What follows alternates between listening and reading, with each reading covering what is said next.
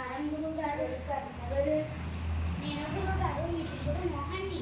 మోహన్ ఎంత పెద్దవాడయ్యావు, ఎప్పుడు చిన్నప్పుడు చూసాను, అందుకే గుర్తుపట్టలేకపోయి. ఎప్పుడు ఏం చేస్తున్నావు? అయ్యా, మీ చదువు వల్ల మోహన్ చదువుకొని బడిపంతులైనాడు. రేపే బడిలో చేరాలి. మీ దగ్గర ఆశీర్వాదం తీసుకుందామని వచ్చాను. నా చదివిందామని బిడ్డను చదివించి అందుకే బయటకు పోయినాడు. ఆ రోజు చదువుకుంటే ఏమొస్తుంది అనుకుని మోహన్ని చేపల వేటకు తీసుకువెళ్ళేవాడు. అవును, మోహన్ బడికి రాకపోతే నా మనసు ఊరుకునేది కాదు. అవునయ్యా, మీరు మా ఇంటికి ఎన్నిసార్లు వచ్చారో, ఎంతగా బతిమలాడేవారో. నేను బడికి పంపేదాన్ని కాదు, పైగా విసుక్కునేదాన్ని. నా మనసు మార్చి బడికి పంపేలా చేశారు. మీరే లేకుండా నా బిడ్డ ఎందుకు పనికి రాకుండా పోయారు. అవును గురువు గారు, ఆ రోజు మీరు చేసిన పని వల్లే నా జీవితం మారిపోయింది. నాలాగే బడి మానసిన పిల్లలు ఎంతో మంది ఉన్నారు. అలాంటి పిల్లల కోసం కూడా నేను పని చేస్తాను. నన్ను ఆశీర్వదించండి. నాకు చాలా గర్వంగా ఉంది మోహన్. నీ ఆశయం చాలా గొప్పది. వేరే పిల్లలకు కూడా నువ్వు ప్రేరణ కావాలి. నీకు శుభంగా ఉందాక నేను ఇలా అయినా.